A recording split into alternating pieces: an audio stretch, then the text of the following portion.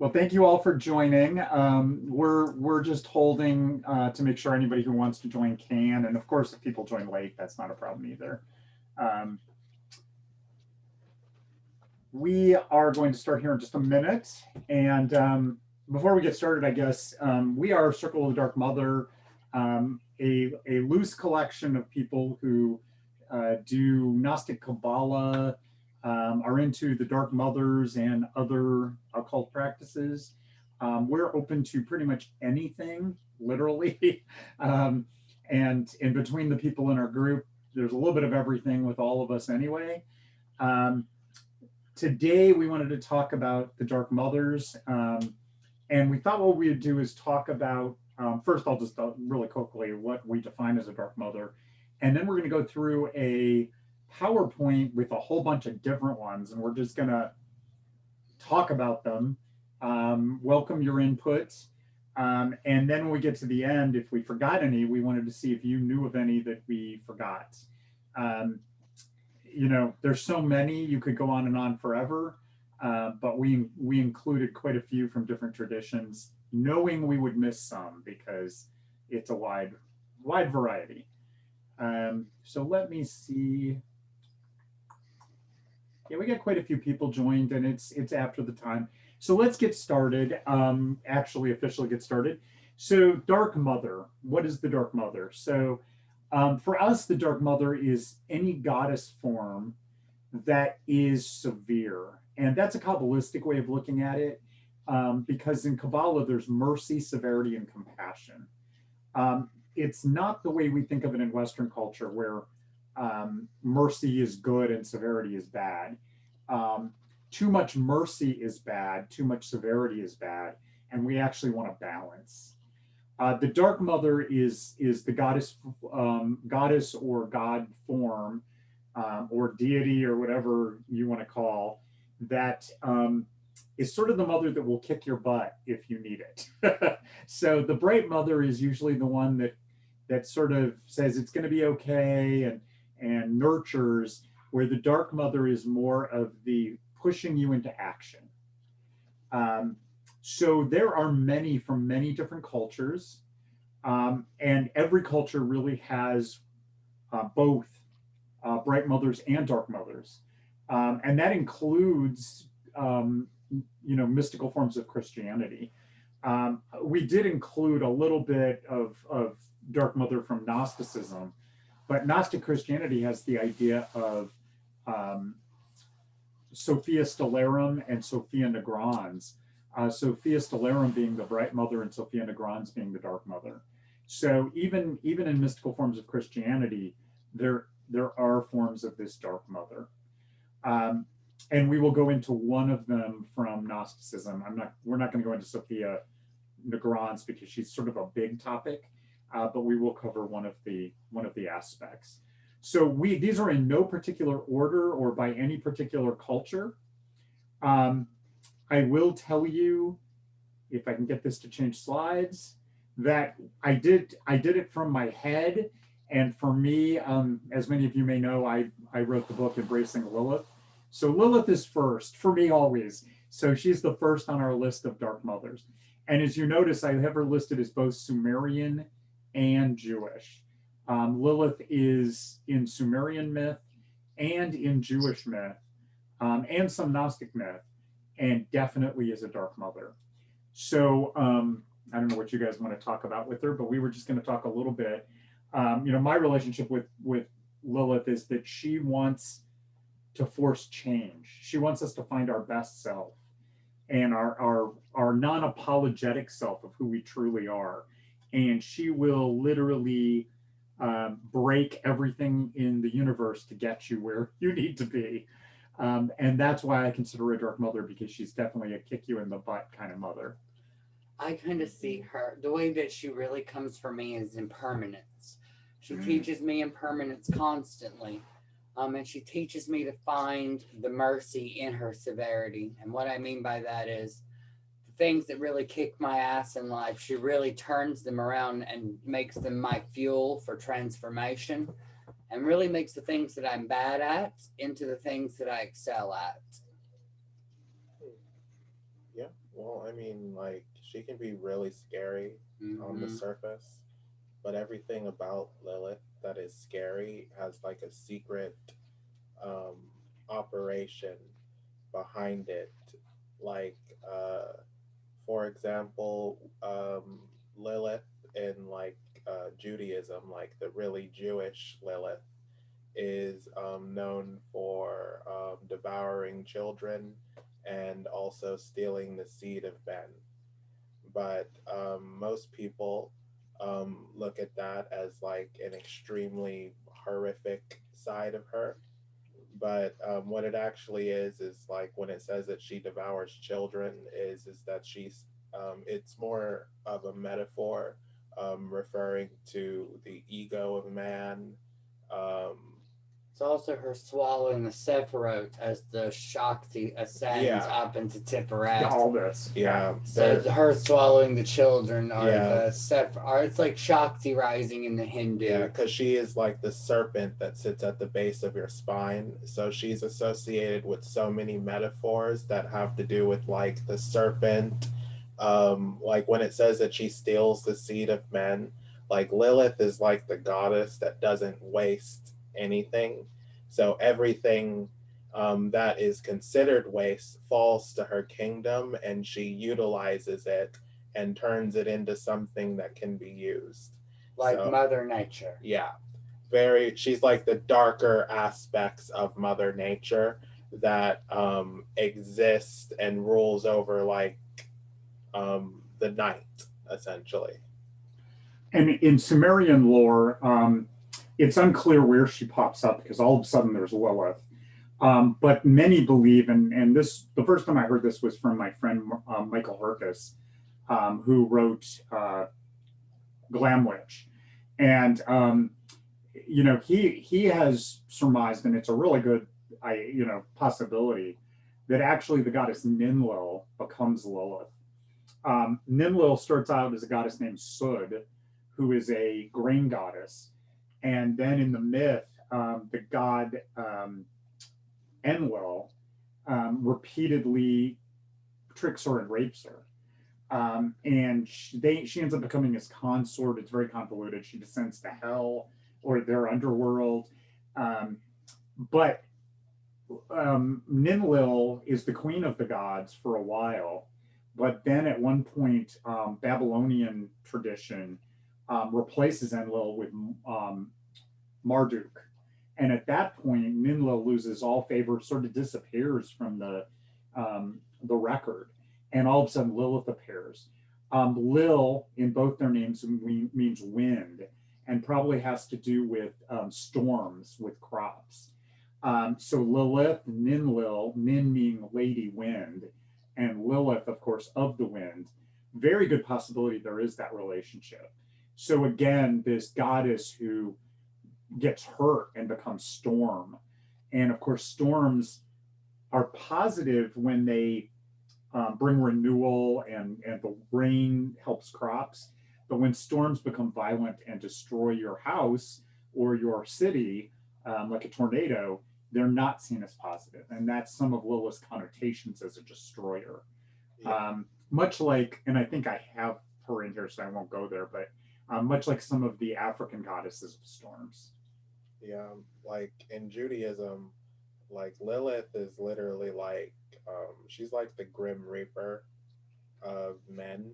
She's called the Angel of Death in the Yeah. Zohar. Yeah, but like specifically for men, like the firstborn sons of Adam.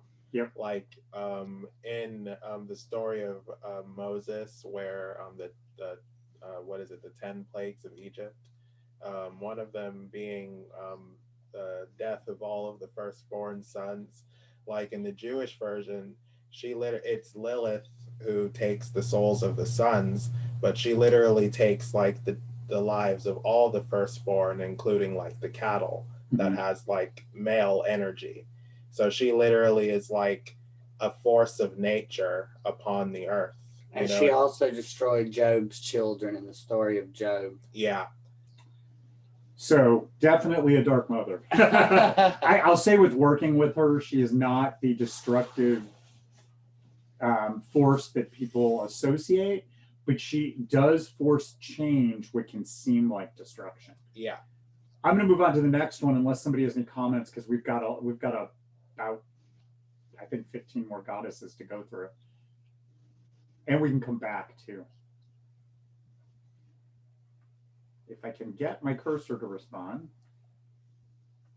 Okay, so I wanted to briefly touch on Neama and Agrat. These are in some lore are considered demonesses. In others, they are actually versions of Lilith. Neama means pleasant. Mm-hmm. I knew it was something to do with attractiveness. Or beautiful. Or beautiful. Pornography as well. She's associated with the wife of Noah. Her name is Neama. And she is, in a lot of ways, sort of an earthly version of Lilith, like an incarnation of her. And then Agrat, even though she is said to be the youngest of these three, she is usually depicted as a hag, or very serpentine, like a very, very exaggerated form of Lilith. Yes. Like the goddess Lamashtu from Sumerian tradition, which is a very dark goddess. One that I am not comfortable working with. She's so dark. Some of her imagery, Agrat sort of definitely picks up. So these are both Jewish in nature, but they both are really associated with Lilith. Yeah, I mean, for me, I'm not like comfortable with Igorot. Yeah, she can Agrat or Igorot, because there's, we're transliterating from Hebrew, so it can change. But either one of those, she is very dark. She is not somebody as a Lilith devotee, I do not work with Agrat almost ever. I do work with Neama. Yeah, I don't mind like working with Neama sometimes, but Igorot I would hardly ever work with, if ever, because she is just it would have to be major self-defense. Like, I mean, because she is so like I would have to be so upset or scared, or afraid. Yeah. I once called on the mercy of Agrat. At once. So yeah, I mean, I've worked with Lilith for 20 years, but once I've worked with Agrat. So that does tell you she's a little too dark for most of us. Neama is a lot more calm. These pictures are actually not of the beings. I had trouble finding any good pictures. These are actually statues, images of statues I have. But they're statues I use as these two. So I thought it was fitting. The next one is one that Brandon actually brought to my attention recently. Her name is Putana, and she's Hindu. She is the nursemaid of Krishna, and starts out as a demon, but becomes an alternate mother for him. She actually produces poison from her breasts, but Krishna, of course, being who he is, can transmute it, and he's all okay. Yeah. So she's definitely a dark mother and a very Lilithy figure. And I'll turn it over to Brandon and James because they know more than I do. I really loved her because if you look at the Christ Center on the Tree of Life, Tiferet is always married to Malkut, and Malkut being Lilith or Mary. Or Rebecca or Rachel, depending on which personification. If you notice, Lord Krishna is nursing off of her left breast, and this indicates the mother of the left side, the dark goddess. Although her intentions in the beginning were evil, in nursing him, she was transformed, and there's actually depictions of her as both dead and her raised up at the same exact time to her supernal spiritual form, and becoming from a killer of children into a protector of children. But there's a story in a lot of Gnostic literature about Christ being married to the dark Sophia, or the Black Bride and Christ. Mm-hmm. And if you think of Lord Krishna, who is absolutely a Christ figure, this is an excellent example of the same story through a different cultural paradigm. the dark goddess's connection with the Christ figure and how they are intimately linked with each other. Yeah.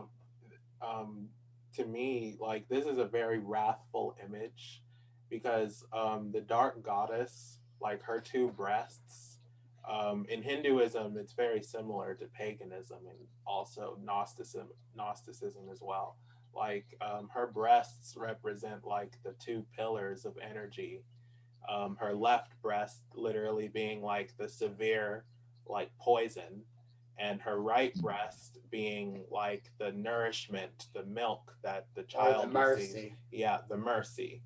And if, as you can see in the picture of Putana, Krishna is feeding from the left breast of Putana, and Putana being like an aspect of the Dark Mother.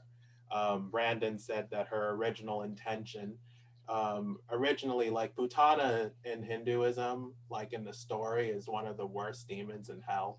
Like, she is like an aspect of Kali, very, very similar to Lilith.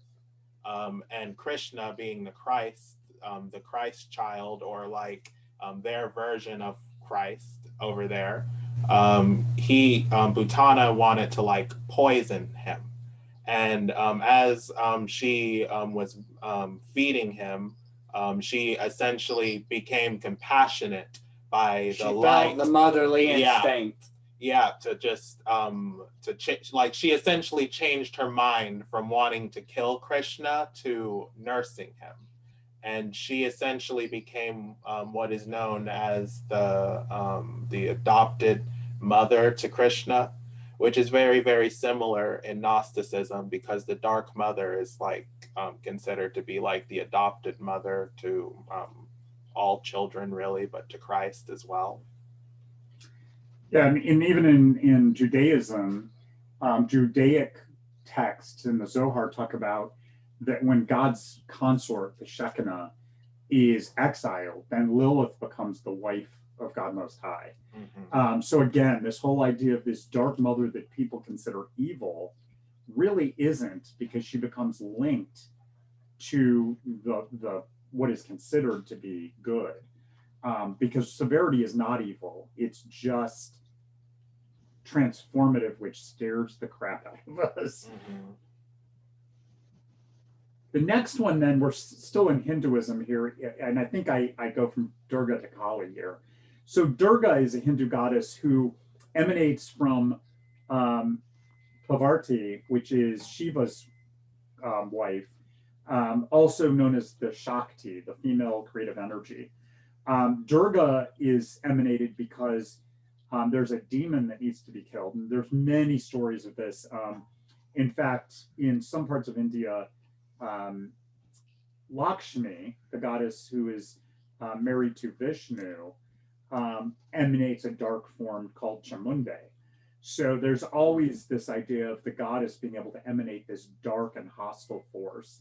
Durga isn't quite as dark as, let's say, Kali or Chamunde, but you do notice she has several weapons, and she basically is revered by all of the male gods as much more of a warrior and more brutal than any of them.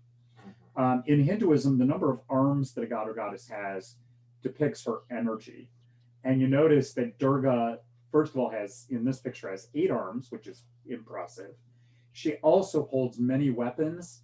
She holds the trident of Shiva, and she rides a tiger.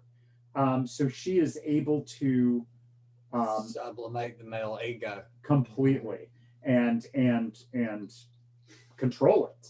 So she is definitely a dark mother, not as dark as Kali, who is coming up, or Chamunde. Chamunde, I've been in a Chamunde temple in Mysore, India.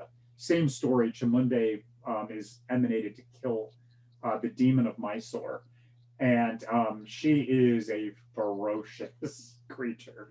But we'll go on to Kali next, and I'm sure you guys have more to say with Kali. So Kali, of course, is an emanation also, and she is the darkest, one of the darkest, there are a couple of them, darkest emanations of the divine feminine. She is so dark that you notice she has human heads of men, of course, all around her. She has arms as a skirt. She has the moon on her headdress. And she is dancing on Shiva's prone body. This is Shiva the destroyer, and she dances on him. So she literally has total control over death and destruction. Kali means black in Sanskrit. Interestingly, it also means black in Hebrew. Kali Ema, also a name of Lilith. Kali, also a name that Lilith gives verbatim as one of her names. Yep. Also, the Naama connection with Kali is very interesting because I had a dream one time where Naama cut my head off, and she replaced where she'd cut my head off with her head. And so I really like see this parallel because Durga emanates forth Kali. Kali can therefore emanate Chamunde, if I'm saying it correctly. Yeah, actually, that's Chamunde comes from Lakshmi. From But Lakshmi. same, she's very much like Kali. She's like just another aspect of Kali. Yeah. And you can also see that Lilith's refusal to have she wanted equanimity. Here you have the moon standing on top of the male figure, essentially. So it's almost like in Kabbalah, where the moon stands dominant over the sun. And she's, of course, dissolving everything back into its original state, its primordial state. Yeah. Yeah. The image of Kali is very interesting, like this one specifically. It's very scary to like Hindus who love Lord Shiva as well. Because I used to do things with Lord Shiva, and Shiva literally is like the supreme being of the entire universe. Like he is like the destroyer, and he is like literally worshipped by all of the beings, including like all of the demons. Like he's worshipped by both demons and gods of the Hindu pantheon simultaneously. Like he's at the center of all of them. But Kali, who is considered to be like a higher emanation, is standing on top of Lord Shiva, who is the supreme being. So Kali represents literally something, she is like something else that is incomprehensible. Like the image is like the image itself shows something, what's the word? She essentially is like a primordial force that is like greater than Shiva, that is more transcendent than even like the supreme being, according to like the picture.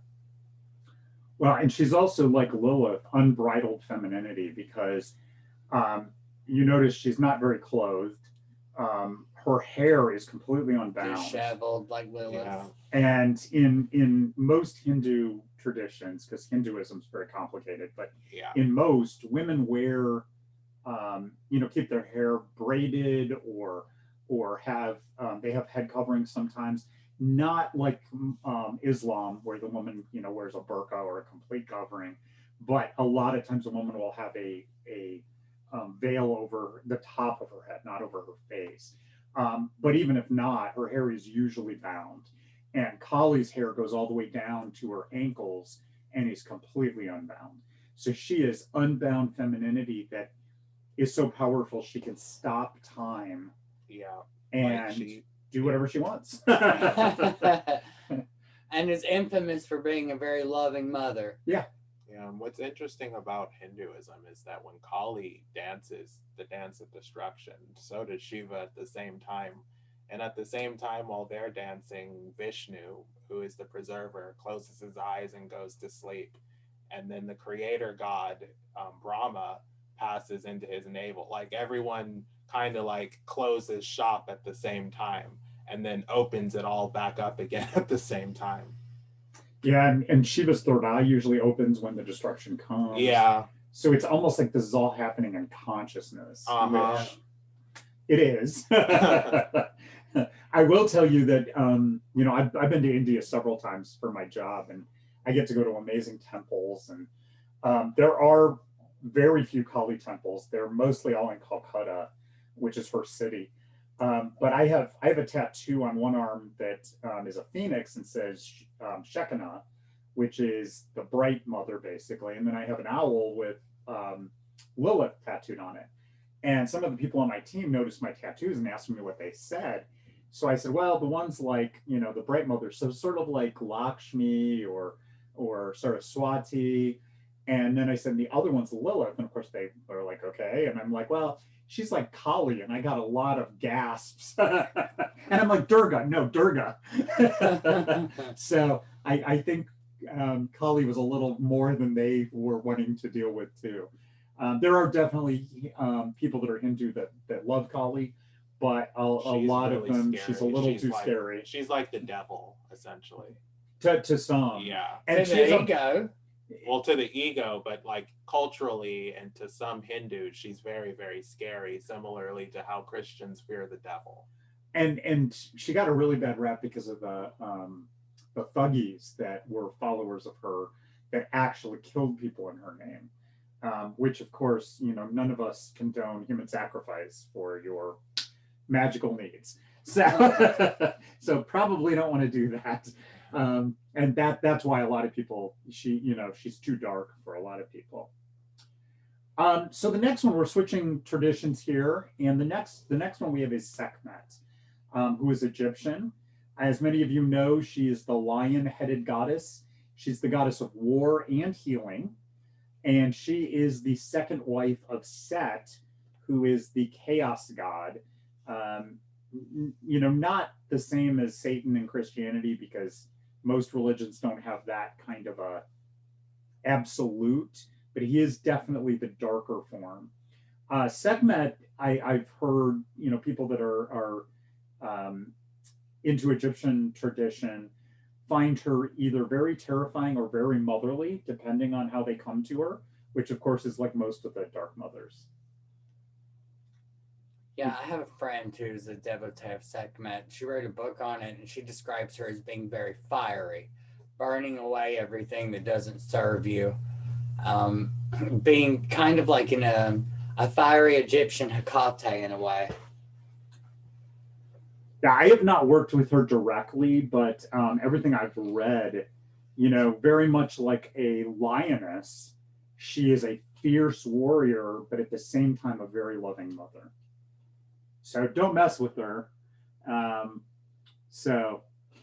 Richard said that Debbie has worked with her. Oh, cool. I've done a little bit with Egyptian stuff, but I've never worked with Sekhmet, and I'm sort of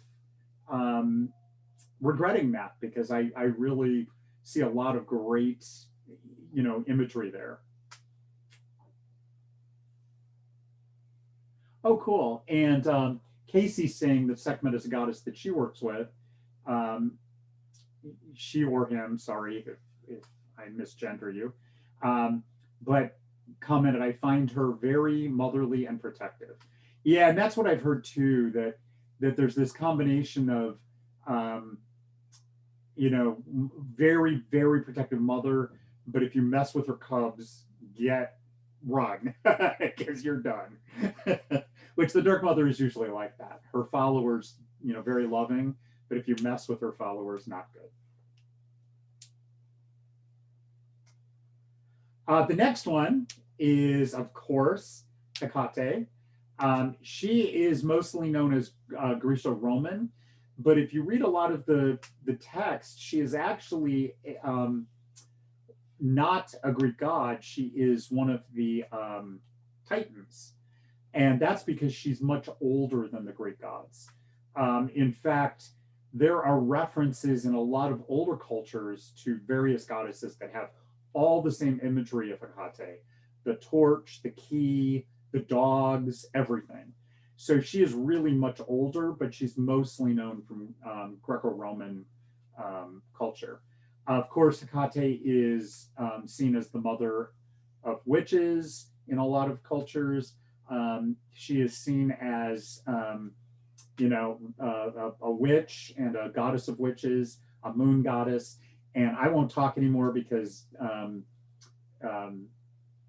James is a devotee of Hecate, and he can speak much better than I can. Well, I mean, she is very much like Lilith in many various different ways. Um, like being the queen of the underworld, queen of hell. Hecate, in like a modern look at her, is like the queen of the heavens, the earth, and the underworld, like all three simultaneously. Her number is heavily associated with the number three because she usually rules over things that are in the groups of three, um, always associated with very, very dark, like the darker, both essentially like the darker aspects of magic, but also like the very, very bright aspects of magic. Hecate to me kind of is like the darkness essentially that holds and manipulates the light. Um, like very she has like lots of associations with death and reincarnation. She is famous for being present at every childbirth. She essentially is famous for being like the first midwife because she was present at the birth of Zeus. Like there's tons and tons of things that you could attribute to Hecate. She has like thousands and thousands of names. Like like typically for me, like I pray to like her more higher aspects, like Hecate Sotara, who is like the she's like the savior goddess, but like her office is like in one of the more higher realms of heaven. You know what I mean? And she essentially is like an extremely protective mother who will save you at the very last instant with like a miracle because like Hecate like as the dark mother will let you go through some suffering because sometimes she'll send you suffering in order to break you free from something or to teach you She'll a send you a lesson. blessing to Like help you learn. like there, yeah, like Hecate, like she really truly is like the mother of dread and darkness, but she is also the mother of light. You know what I mean? Like she essentially is like the light at the end of a dark tunnel that you follow. And the journey is usually like a harder one, like a harsher one, because she's just that way. Like she's just really harsh sometimes, but she's also very, very loving at the same time, like a tough, She wants her loving kind of children mother. to individuate and to become who they truly, truly are, Yeah. which requires a lot of unique life circumstances to make us into the unique people that we end up becoming. Which Yeah. I think is common for the Dark Mothers. I know for Lilith, definitely. The little bit of difference I've seen, because I work mostly with Lilith, but I actually usually have an altar to her also. And I see her as the supernal mother for me, where Lilith is more my imminent mother. To me, Hecate is big, like she's the universe, where Lilith is a little more immediate for me. Um, Richard had said she's one of the goddesses he works with, and Molly said that they work with Hecate too. Um, and to your comment about helping you learn it, the comment was up the side of the head. Yeah. And yeah, I both of them, both her and Lilith, I get that same. Lilith hits a little harder. Yep. Hecate takes a little longer to hit you. Hecate it's my feeling. Like Hecate is like the queen of demons, but she's not going to send like a demon from hell to you. She's going to send like your own personal demon after you. You know what I mean? Like she's like the queen and mother of all of your fears, and she forces you to overcome them. And I always get the feeling her game is a long game, like it's your whole life that she's working on. Where Lilith, it's like today. Yeah. She's working on today. I know, you're absolutely right. It absolutely is. Hecate's taking her time. Yeah, because she's supernal, so she's got forever. And like, Lilith kicks your ass that day, and you're getting it done today. To me, Lilith is more physically here, whereas Hecate is always moving from place to place. To me, Lilith is like the earth that you're walking on. Like she literally exists as the ground under your feet because she is like the sphere where we exist in, like according to Kabbalah, like the Kabbalistic Lilith. Whereas Hecate is like Hecate and Lilith to me would be like aspects of each other. Like Hecate would be like her higher, more supernal aspect that exists in like a different sphere that is connected and pours into Lilith, if that makes sense. Yeah, so when you get into Kabbalah, there's a lot of these ideas of spheres and pathways and universes. So you get in this idea of these aspects of God that flow down. Mm-hmm. And I totally hear what you're saying because that's how I see it. Richard said the Queen of Shadows, and Shira said both approaches are good and very true. The slow kick your butt or the quick kick your butt. Both work. And sometimes you need one or the other or both. So one time, like I heard one sorcerer that I used to talk to online tell me that like Hecate is kind of like, or Lilith is kind of like Hecate's vagina. Like she's like the more sexual, like. Or the blood. You yeah. think of the purge. Also the blood. The purging. Yeah. Like Kali and Kali's and Hecate also rules over the menstrual cycles as well. Like there are tons and tons of endless connections between Hecate and Lilith. Like in fact, if a Jewish man were to look at this picture right here, he would literally say that this is Lilith. And you could not convince a Jewish rabbi that it wasn't. Yeah, like to a Jewish person, what this image right here is an image of Lilith. Like Lilith and Hecate look very alike in their descriptions. And both are pictured by a lot of people with green eyes. Yeah. Not always, like Lilith appears with different color eyes depending on what's going on with her. And they all do. But then the other comment to what you said and what Richard said too with Queen of Shadows, most of the Dark Mothers are moon goddesses of night, darkness. And there's this idea, I know, I don't know if any of you are familiar with the Black Madonnas that are in Europe. They're not African Madonnas because they're not African looking people. They are literally black, like pitch black, painted totally black, always with a child. And that is a picture of wisdom. And black is associated with wisdom. Mm-hmm. So these mothers are black, but not out of evil. It's out of this primordial void consciousness. Yes. Well, because they are the epitome of impermanence. They live and they are the cosmic void. They are the source of all the chaos that springs forth from it. Yeah. And since they're the manipulator of it and we sit in it, it is their plaything and we literally are their little children in their lap. Yep. Like to me, Hecate to me in my tradition is like the generator of all light. Like she's the she's the darkness that existed before light that decided one day that she wanted to give birth to light. And that like essentially is like the light of her torch, like in my tradition. But like Hecate, as like the Dark Mother, usually most Dark Mothers represent like both light and darkness together as like one unifying force. She's the darkness, he's the light. Yeah. And the night sky is a great way. That's why they use in Gnosticism, they use Sophia Stellarum and Sophia Negrans. The bright mother is the stars and the bright moon, where the dark mother is the darkness between stars and the dark moon. Mm-hmm. And really, they're one being. They're just the aspects.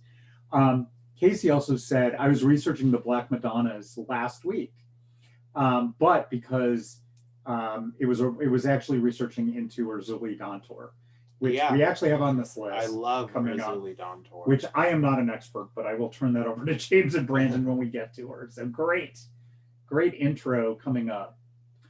So Ceridwen. Ceridwen is a Welsh Celtic goddess.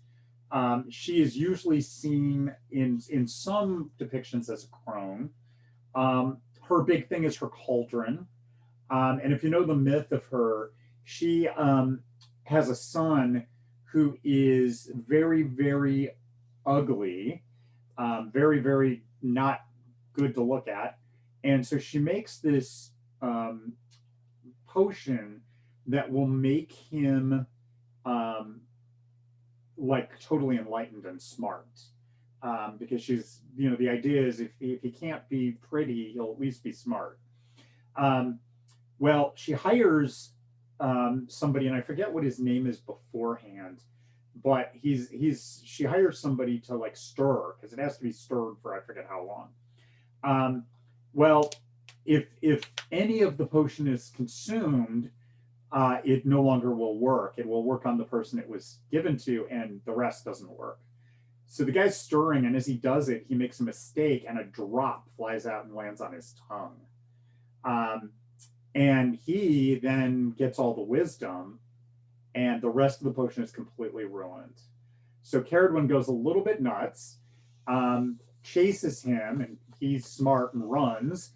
And in one of the stories, she turns into a giant black dragon and eats him. But she then gives birth to him, and when he's born, he becomes Taliesin, which is the very famous, if you know anything about Welsh mythology, very, very famous Welsh poet.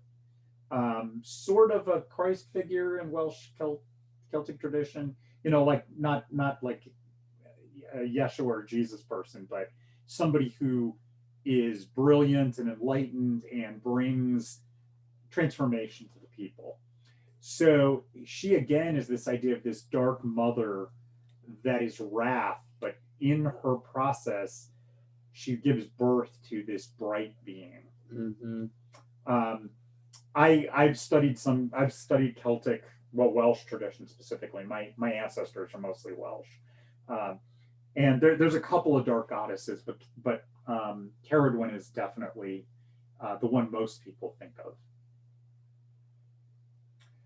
And usually she is paired with, he has many names. One of the names is Artur, and he is the horned god who basically looks like a skeleton with horns, and he is the god of winter. So Yeah, there's your little Welsh tidbit for the day. I know you guys don't really do Welsh stuff, so you probably don't have much to say there. But again, she turns into a frickin' dragon. And transforms him in the process. Yep. So the next one is also Celtic, but much more from Irish tradition. And this is the Morrigan. The Morrigan is a dark goddess who sometimes is seen as a triple goddess. And you have to say the Morrigan because she has three aspects that all have different names. There is also a being called a Morgan without the in front of it, and they are a kind of sea creature like a siren. So you have to put the in front of Morrigan to get the right being if you're doing a search. She is the goddess of, and I'm not an expert on her, but she is the goddess of war and I believe healing as well. But she comes to take the souls of the dying. Sort of like Hel does in Norse mythology. yeah. She also, yeah, and like Hecate does. She has crows or ravens as her bird. Ravens usually. Again, dark birds are very common with dark mothers. Lilith has the owl, and other goddesses have owls or ravens or crows. So she is a goddess of war, death, but also the healing that can come. I believe that in some stories, because Celtic tradition is very convoluted, because there's a lot of stories that contradict. I know the Welsh side at least does. One of the stories, I believe that Queen Maeve is an aspect of the Morrigan. So you can definitely find the Morrigan in a lot of occult stuff, and a lot of pagans I know follow her. I have a great statue of her, and personally think she's awesome, even though I haven't done a lot of work with her.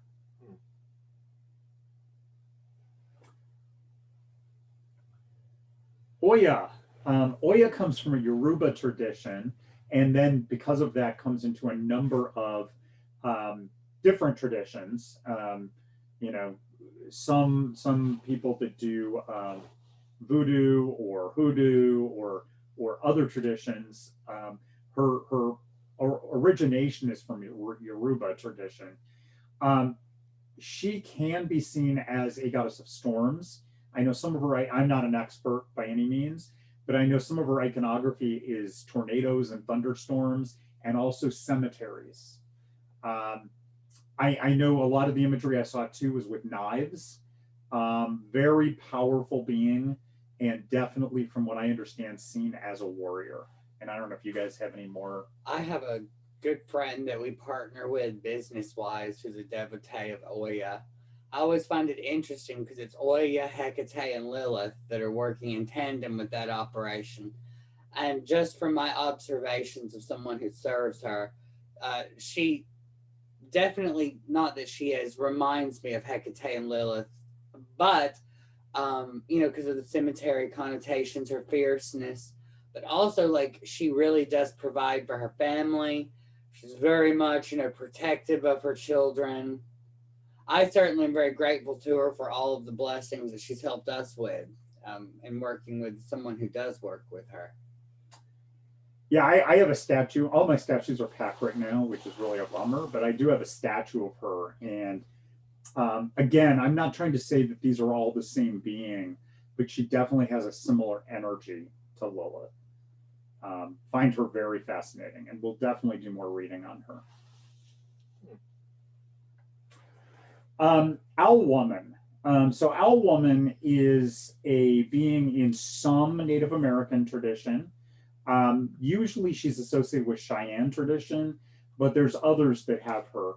I did a little research on her for my graphic novel called Shapes and Shadows. So Owl Woman is considered the being that meets you on the bridge to death. And if she knows you, she lets you pass. If she doesn't, she throws you into the void. So again, death, night, transformation, this idea of she has to know you. Owl wisdom, the dress, the night sky, yep, or the void. Yep. And so the feeling I get with her is a lot of this idea of, if she doesn't know you, you go into the void, which is, in some ways this idea of reincarnation with no enlightenment, just this cycle of no consciousness, where if she knows you, you pass through and you either reincarnate consciously or you find a higher purpose. It's a lot like the Egyptian book of Going Forth by Day or Egyptian Book of the Dead, as the Pharaoh passes through the gates. It's a lot too like the Buddhist idea of going through the bright and dark manifestations and either finding enlightenment or getting thrown back into an unconscious reincarnation. Yeah, I found her really fascinating because I was doing my book Shades and Shadows, my graphic novel. When I wrote it, I wanted to get at the Dark Mother idea, but I didn't want to bang people over the head with Lilith or any other goddess that they may not have any association with. I also, it takes place in Austin, Texas, so one of the characters is Native American, and so I wanted to use a Native American Dark Mother, and so she pops up in that story. Obsidian Butterfly. If any of you read the Laurel K. Hamilton books, Anita Blake books, Anita Blake starts out as a vampire hunter, but she ends up, it gets complicated, let me put it that way. But Obsidian Butterfly is one of the characters actually in the book. She's an eternal vampire, but the actual goddess Obsidian Butterfly is actually her name in Aztec, which is Iztapalpatl. I can't pronounce Aztec very well, obviously. It's Papalatal, and she is actually obsidian knife butterfly. So her wings are obsidian knives. You notice she has bird feet and interesting arms. Her face mask is death, and she is a very dark goddess. The idea of, sort of like Owl Woman, she will either help you transform or she'll cut you. It looks like Lilith with the owl feet and the Yep. wings. Yep. Especially Lilith, sometimes when she looks at me from the right side, she has a beautiful face. But when she looks at me from her left side, it's skeletal and scary looking. Which hell looks like that too. Oh, really? Yeah. Yep. So yeah, exactly. So, whether you believe these are all manifestations of consciousness, if you're into Kabbalah, it's this idea of consciousness manifesting, and these are all individual entities. At the same time, they're aspects of deity. They're aspects of this energy coming down, sort of like through a prism, and they refract. Whatever you believe, these dark goddesses all have a lot of imagery and iconography that's very similar. So I find Obsidian Butterfly an interesting one. There's another one, Tennessine, which I don't think I have in here. She is a snake skirt, is what her name means. She's another death goddess, and she is the goddess that is associated with Guadalupe. When Juan Diego encounters Guadalupe, who of course Christians take as the Mother Mary, actually anybody who's a native background sees it as Tonantzin. And so she is a mix of bright and dark also. And I don't think I included her in here, but I had to mention her. Okay, Arzuli Dantor. I do not work with her. I've heard of her. I've read a little bit, but I will turn you over to James and Brandon for her because I would be speaking things I don't know. James will probably know more about the voodoo aspect of it, but I have an interesting story with her. I was in a really bad situation probably about 8 years ago and was living in a Christian women's center for domestic violence. And it was Christian, and there were no books to read about spirituality other than a Bible. But I found a book called Mama Lola. And I thought, what a weird name, Mama Lola. And I pulled it out, and it was about a lady in New York City who practiced voodoo and served as Zuli Dantor. Well, I had been into Sophia Gnosticism and knew the image of the Black Madonna. And so the only image that I had at that time, I couldn't erect an altar. The only things I had were images of Zuli Dantor that I could clip out of the book to make a makeshift altar out of. And I referred to her as Zuli Dantor and, let her know about my situation. And my situation, I really, really did turn around from that point. So while I haven't had like a voodoo initiation or any thing like that, I definitely have had her presence in my life and definitely a dark mother. Yeah, like Urzuli, really Urzuli is like a goddess in voodoo herself that has two aspects that splits into Urzuli Dantor and Urzuli Frida.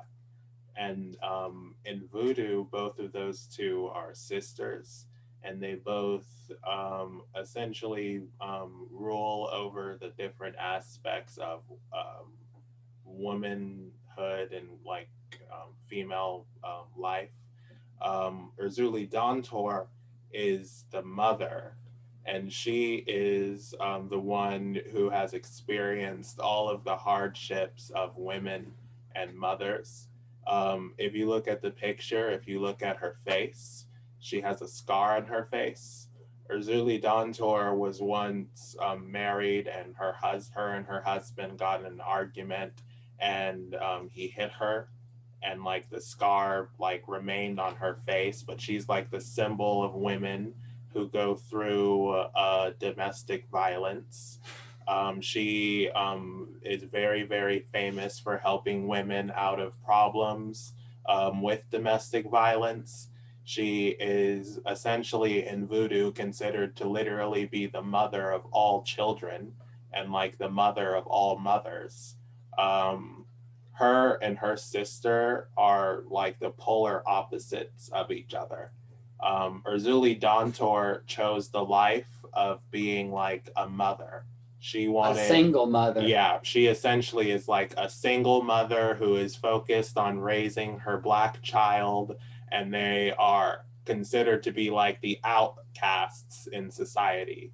Whereas Urzuli Frida has lighter skin than Urzuli Beautiful. Dontor and is beautiful and is a single woman and is considered and is only concerned with beauty and wealth and status, that sort of thing.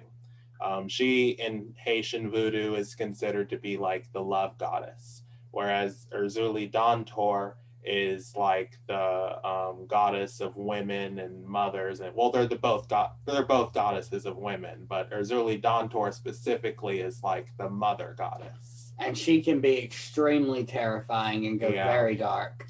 Yeah, she's like the dark, chaotic mother goddess. Some people consider her to be a demon, but she's not actually a demon. She's just very, very severe. People say in Haiti that whenever you see a storm coming, that when you see the storm approaching, they say, "There's Urzuli Dontor."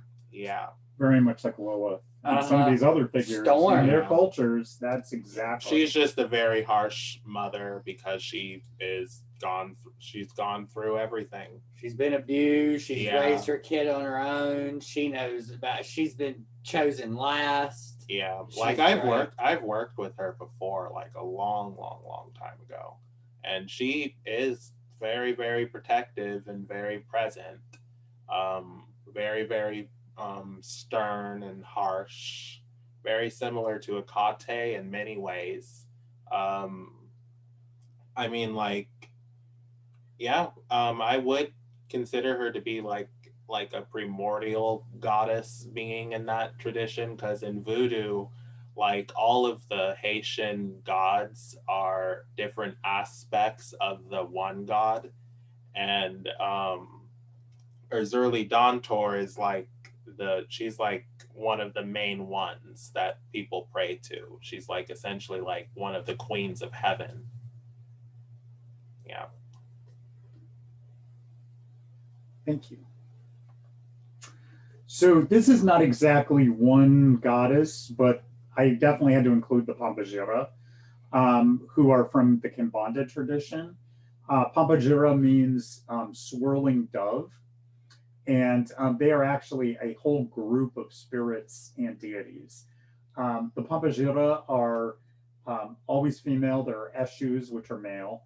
The Pampajira in Kimbanda starts in Africa and then comes over to Brazil and other areas, mixing Portuguese, Portuguese natives, Kabbalah, ritual magicians, and of course African tradition. The Pampajira are the spirits, some of them primordial entities. Some are women who have died, who become Pampajira. In the mythology, some of it says that Lilith is their goddess and Neama is their mother. So I definitely had to include them because I see them as like the Lilin. Literally that, yeah. Which are the children of Lilith. And some being goddesses of their own right. In Kimbanda, there's many different, what do they call it? The different tribes, the different, oh gosh, I'm going blank on what they call them. But there's generally 7 main kingdoms, and there's like a queen of each, a queen Pampajira, and then there's literally a legion of ones princesses and princes, and then millions of just servants and down to Kumbas, which are soulless beings. Yeah, a lot of people in like Europe and in North America associate the Pombagiras and Eshus with like the Goetic demons, but that's because of all of the Kabbalah that is heavily associated in the Kimbanda. Like, I totally understand why someone would say that Maria Padilha is Lilith, but like they definitely do have like their own personalities in comparison to some of the entities that people claim that they are. Like like the comparison between Lilith and Hecate. Like they have their similarities, but they are their own two goddesses. Kimbanda, because it's Brazilian, they have a lot of Greek spirits who are in disguise as pombagiras. And Like, Egyptian. yeah, and Egyptian as well. Like I know that Persephone is I believe it's Pom what is her name? Rosa Caveira. Yeah, Persephone is Pombagira Rosa Caveira, and she essentially is like the goddess of death, the goddess of the night, but also the goddess of flowers. Like they have a lot of parallels like that in Kimbanda, and people make a lot of connections to various different goddesses, various angels. They're the Yeah. goddesses of the people. They're for poor people. They're worshipped by the poor people in Yeah. Brazil. She is not the goddess of the rich or the famous. She's Yeah. very famous for turning around abusive situations and putting men into a subservient position and lifting women and their families up out of poverty. They're known for being extremely fierce and known for destroying their enemies in the most terrible and horrible ways possibly imaginable. All of them are like the different queen. All of them rule over different levels, different kingdoms in hell. Each one carries different weapons in their hands. Most of them carry tridents and pitchforks, but some of them have swords, Knives, daggers, Whips in this case. whips. Yeah, and in my upcoming book, Embodying Lilith, I explore a little bit of the idea of, in the Lilith myth, of her having children with men that are female called Lilin.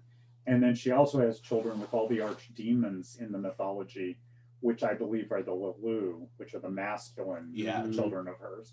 So that's something I'm exploring right now. I really, Pumbajur is another one that, Pumbajur and Eshu, I have one in particular of each that I work with. And I usually do have an altar up for them. Lilith takes up 4 altars, but they do get one. So just another, and in a way you can see Pampajira as a group entity of all these other beings, like just the Pampajira within all this explosion of thousands of others. Oops, let's back up because I don't know. Oh, really?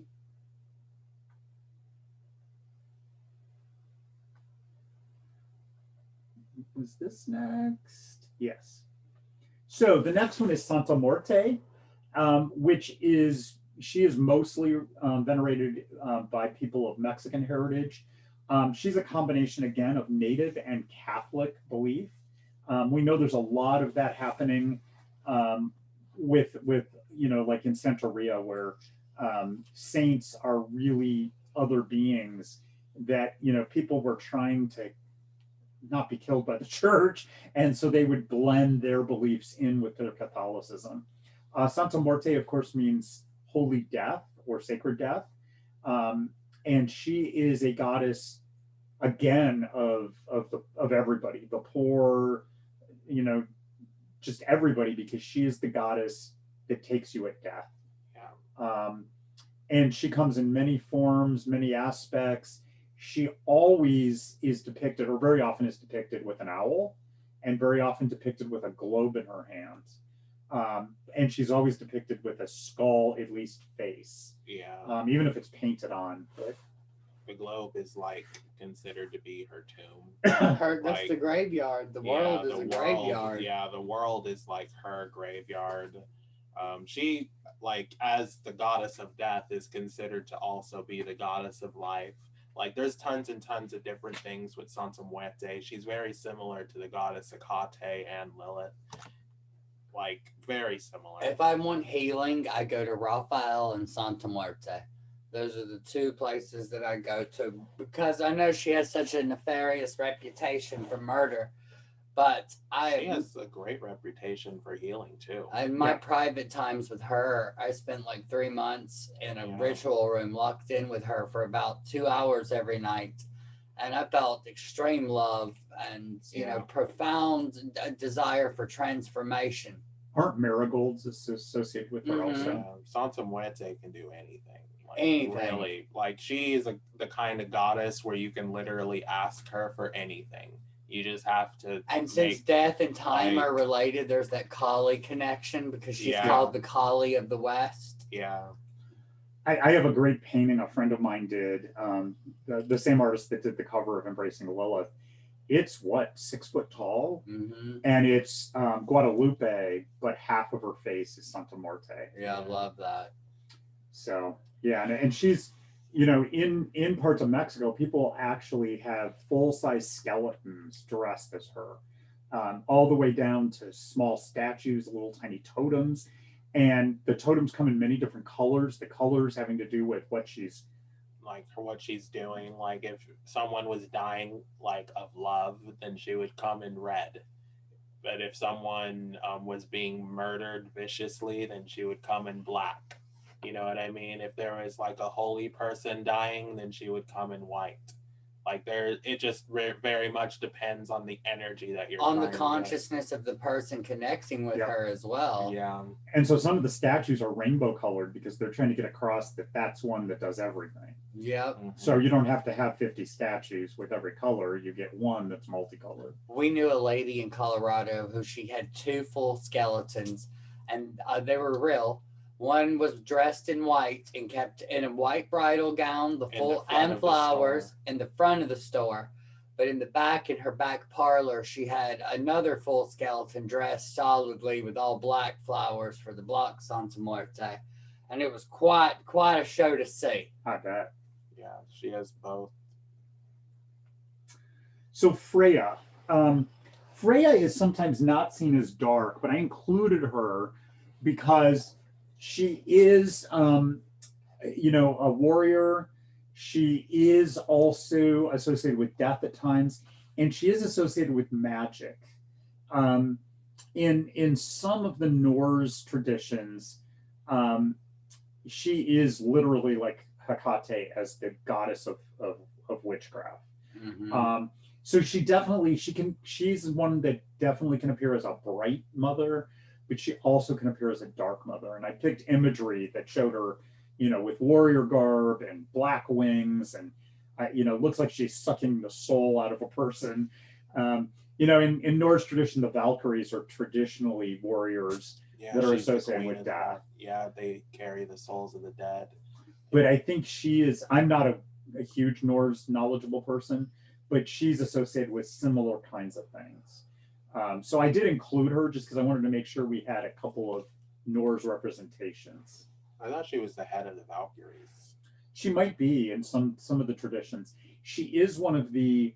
So there's 2 different groups of gods, and the Aesir and the Vanir, and the winners are Odin and Thor and that group. She is actually from the other group, and she's one of the only ones to survive. Yeah. Once they take over that. Well, basically, mythologically, it was 2 different, tribal backgrounds with 2 different sets of gods and goddesses. And obviously the winners were of Odin and those, but Freya gets transposed into the new. Oh, cool. Where none of the others. Freyr, her brother, does. Kinda, and he also becomes, in some traditions, he light becomes elves or something. Yes, the elves. So they're definitely brought down a notch from the gods. Yeah. But Freya stays as a full goddess. She marries Odin because she has so much knowledge with the she's just so knowledgeable on the magics from her tribe or her culture. Yeah, in some they're associated either because Frigga is his main, one of his main. He gets around. He's like Zeus. He sleeps with everybody. Sometimes she's seen as a consort. Sometimes as a teacher. Like, one of the ways she decided to integrate was she taught Odin magic, which is interesting because in some Norse cultures, men who practiced magic were considered evil, and only women were supposed to practice it. So the fact that Odin does magic is a little weird. Well, he wanted all knowledge anyway. Right. Like, he didn't. Yeah. And Freya becomes in some stories, the mentor to him. That's sort of how she keeps her place, because she's like, I can teach you something. Cats are her animals, so cats actually pull her chariot. Mm. So the next one is a more modern goddess, Babylon. Babylon is from the teachings of Aleister Crowley, the Lemma and the OTO. Obviously this is a play on Babylon, like the Whore of Babylon. The Whore of Babylon is definitely a Lilith figure. I have that in my book, Embracing Lilith, because all of the Whore of Babylon's imagery is Lilith. Lilith. I mean, it's just Lilith. Aleister Crowley even said Babylon is Lilith. Yeah, I mean, I've read so many books that talk about how at the very, very heart of the Dark Mother, there is no difference between Lilith, Babylon, or even Hecate. And so Babylon, he called her the goddess of the New Age, or the goddess of now, and named her Babylon, this different spelling. But she's worshipped as not really a dark mother. She's dark because she's associated with sexuality, which of course is not evil, but usually associated with the dark mother. The dark mother is usually the more feminist, like she's in charge of her own sexuality versus a man or a husband being in charge of her. Babylon is definitely sexualized in some dilemma stuff, but she is definitely a goddess who is very much like Lilith. Yeah. Oh gosh, this keeps happening. Okay, I'm probably too fast on my my clicking. So Nyx is a Greco-Roman, goddess. She is the goddess of night. You see this image where her cloak is pulling night into the sky. She is seen as a dark mother. I don't know a ton about her. Well, yeah. I mean, she's like one of the more primordial Titan goddesses who maintained her place after the Titanic Wars. I mean, she really is one of the most feared goddesses in Greek mythology. She gave birth to Hypnos, the god of dreams. She gave birth to Morpheus, the god of, or Hypnos and Morpheus. Both of them rule over sleep and dreams. I forget which is which. In one story, her children put Zeus to sleep because Hera was mad at him, and so she wanted to play a trick on him, and so she got her kids to put him to sleep, and so they fled. She's also the mother of Thanatos as well, the god of death. Thanatos. Mm-hmm. And essentially, when Zeus was chasing the dude who put him to sleep, he ran into his mother's chambers or whatever, and then she just went outside and told Zeus to stop chasing her son, and he stopped. Which nobody stops him. Yeah. But Nyx does. Yeah. She also, I know, I read some comics, and in one of the comic stories, she kills all the gods. I mean, she goes crazy. She literally is one of the most feared of them, because she gives birth to the death god. Death and sleep. She controls it all. And so I definitely want to know more about her, because I do have a statue that I'm using as a Lilith statue, but it was supposed to be a Nyx statue, and she definitely gives me that Lilith vibe. There are people who pray to her in the pagan community. I even hear some people say that Nyx is like an aspect of Hecate, which I can certainly see. Pray Titan, Zeus, cave. Right. Yeah, but I mean, the stories say that Nyx suggest that Nyx is older than Hecate, because Hecate apparently wasn't born when Nyx was around. But yeah. No. Who knows? I mean, there's stories that contradict right and left. Yeah, they're all really contradictory to each other. And that's, you get that because, obviously a lot of stuff wasn't written down back in primordial history. And so when it does get written down, it's different tribes, different groups. It's like Egyptian mythology. You know, in some periods, Osiris is the chief god, and at other times it's Ra or Amun Ra, which is a combination of Amun and Ra. I think it like it shows like the changing of the times. Yep. Yeah. Yep, and you see that in all cultures. I think the next one is the last one that I had, which is Noria. Noria is in Gnostic texts. There's two. One is called Noria, and the other one is Hypostasis of the Archons. And those are both Gnostic texts that are pre-Christian Gnosticism. Yeah. So they talk about things happening from Old Testament type stuff. And Noria is a Christ figure, but definitely a Dark Mother. She approaches Noah and wants to get on the ark, and he won't let her, so she burns it down. A little bit dark, but she ends up being one who, you know, really the Archons fear.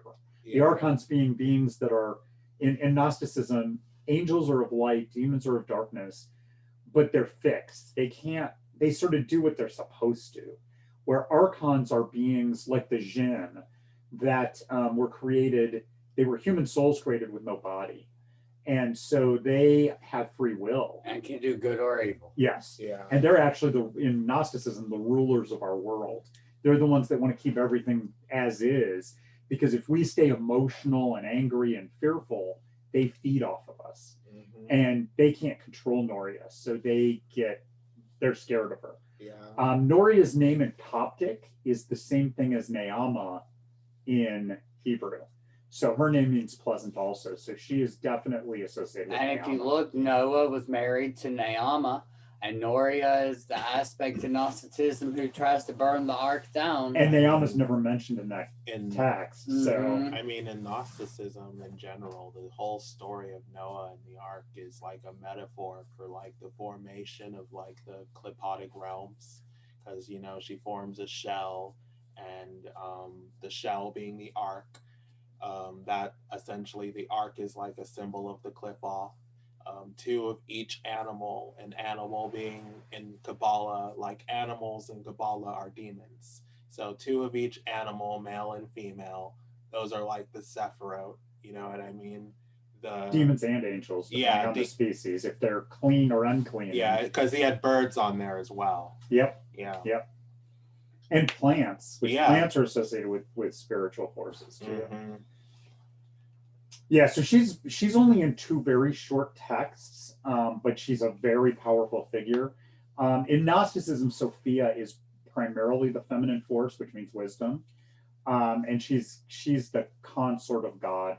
But there's or the male force, which we would call God. Sophia is, as I said, Sophia Negron, Sophia Stellarum, the bright and the dark. Sophia comes in many different. There's Pista Sophia, who's a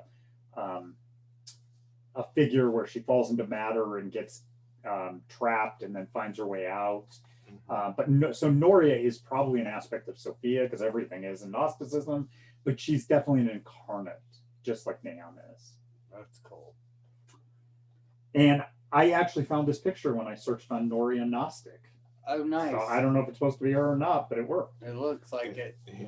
So the questions we had is, who did we forget? And are there any questions and comments? I need to hit the restroom really quick, so I will let you talk amongst yourselves for a minute.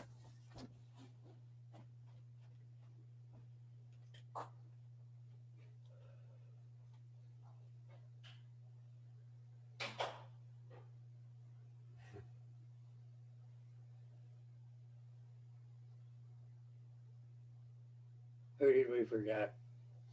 Anybody that comes to mind?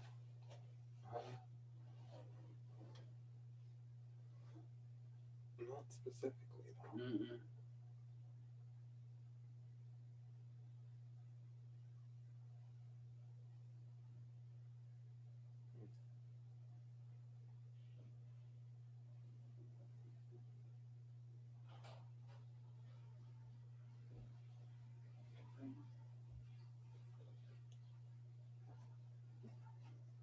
So anybody have any suggestions of who we forgot?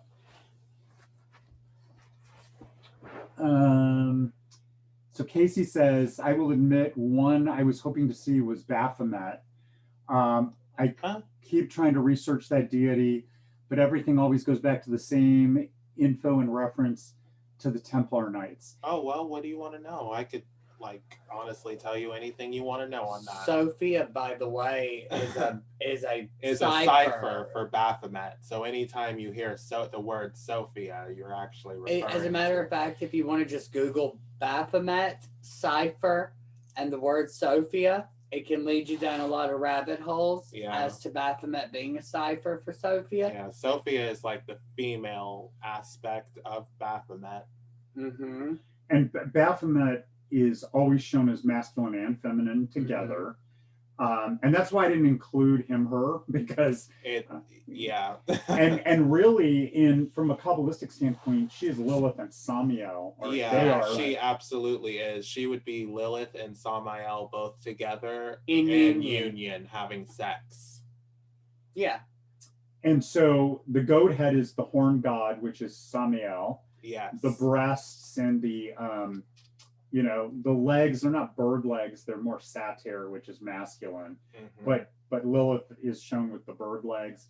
Yeah, it's really this vision of Samael, the poison of God, who is seen as Lilith the Elder's primary consort. Yes. And Lilith combined into one being. You notice that even though it looks a lot like the devil card in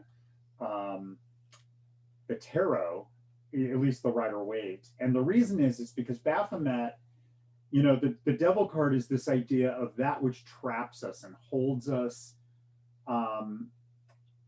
in bestial form and holds us in a place of unconsciousness in a way, because it's dark, they have the chains around their necks, they have horns, they're very bestial. They're separated from each other. They're separated, not really looking at each other, so it's conscious and subconscious, not combined. The devil card sits on a cube, but it's not a full cube, it's only a half. Yeah. So the devil only sees half of the reality. And really, though, what that is, Lilith and Samael are always seen as these evil beings, but really they're the part of us that pushes us to become enlightened. Yeah. And if you look at the chains on the devil card, the man and the woman, the chains are so big they could just pull them off. Well, what Samael and Lilith do is they push us.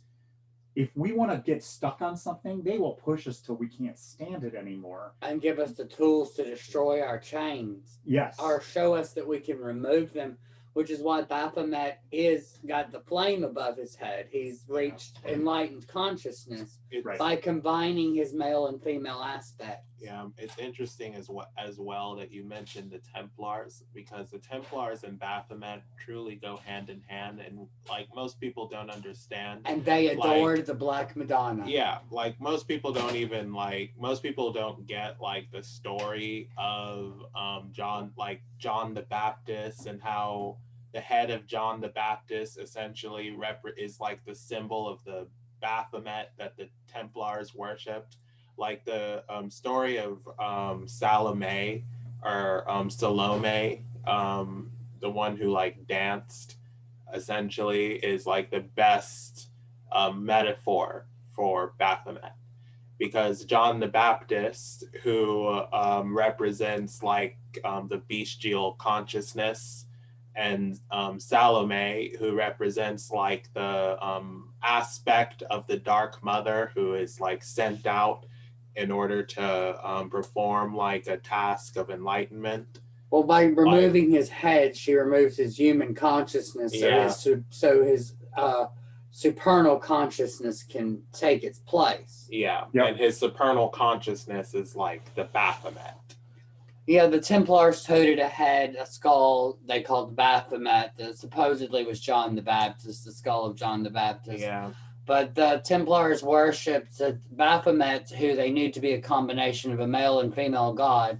The female aspect they called the Black Madonna, or the Dark Mother. Yes. And in lots of Christian Catholic cathedrals, you can often, St. Cyprian is a famous example, his altar room underneath it was a secret altar room to Hecate that was ancient. So the Templars always worshipped and adored the dark goddess and the dark god. But if you notice, Mahakali has Mahakal, which is her dark son. And in Christianity, John the Baptist is the dark son, and Yeshua is the bright son. Right, Yeah. because Mary's the bright mother and Elizabeth, Is her the dark cousin, is mother. the dark mother. Yeah. Yep. Oh, hell. And I meant to include her. So she should have been, I don't know if I skipped her or if I missed doing the slide because she was on my list. So Molly's asking about Hel. So Hel obviously is Norse. Hel usually appears with a beautiful face on one side and a skull on the other. I think it's beautiful on the right and skull on the left, which is typical. That's Kabbalistic. Left is always the severe side. I forget which way it goes with her. I have this great statue of her sitting in a throne with wolves, wolf dogs, and a serpent. Great statue. I always relate things to statues. But she is the guardian of one of the underworlds, well, the underworld. Yeah. In Norse tradition, there's two places you go after you die. Either Valhalla, if you're a great warrior, which is Odin's realm, or you go to Hell, Hel, not Hello. And it's more of just, it's not awful. It's just more of, it's not, it's more like life for them, which was difficult. Where Valhalla, it's a toasting hall where you eat and drink and be merry forever. Where Hell was not so pretty. But she's definitely a dark goddess. She is sometimes seen as, what's his name's daughter? Loki's daughter. I know in the Marvel comic, she's the sister of Thor and I guess stepsister of Loki. But in a lot of the mythology, she's actually Loki's daughter, which he's the trickster god, of course. Loki essentially, like, the way he's depicted is not how it's like is in the mythology. Like, Loki essentially would be like the dark side of Odin, like the dark aspect, because Odin and Loki kind of existed around the same time, like, if I remember the mythology correctly. Like, Odin even promised Loki that if his cup were full, then Loki will also have a full cup. You know what I mean? So, like, they get, like, equal balanced share all the way up until Ragnarok.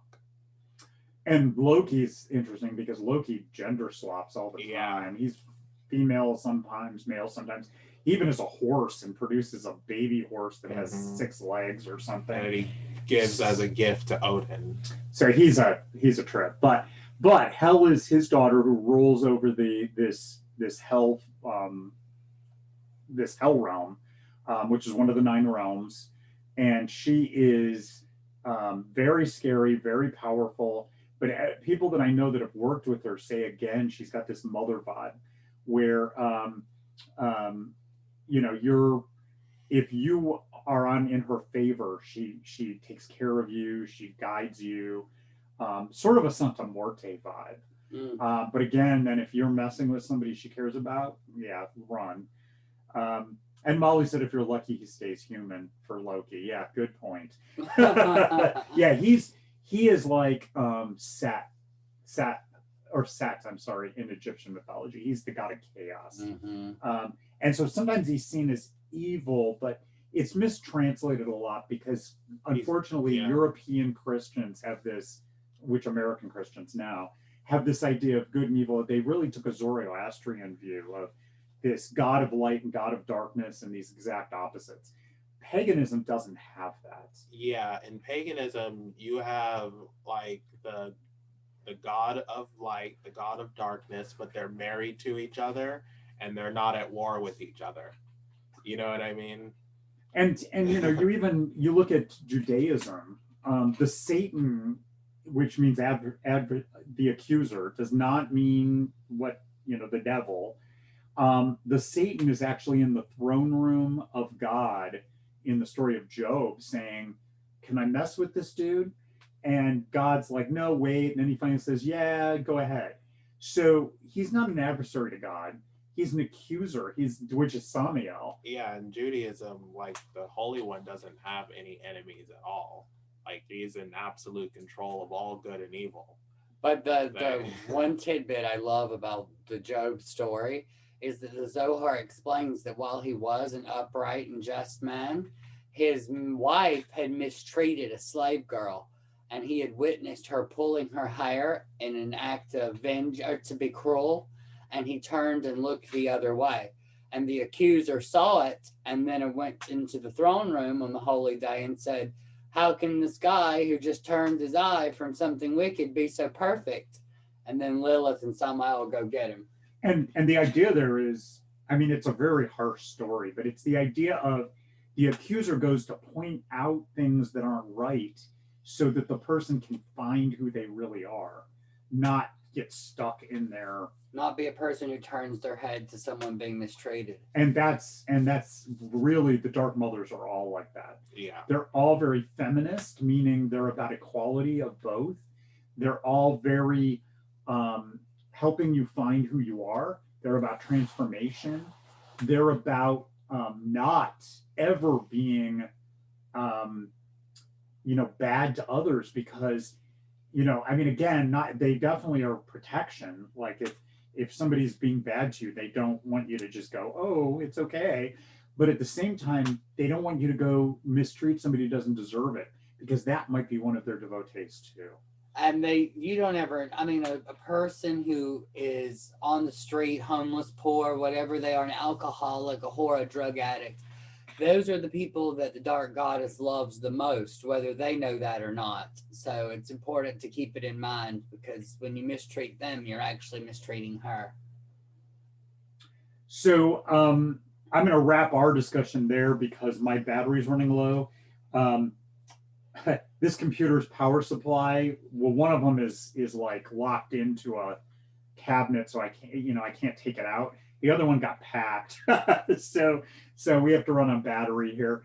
So I'll end that part. But I did want to mention, we do have meetings usually the first Sunday of every month at 6:30 p.m.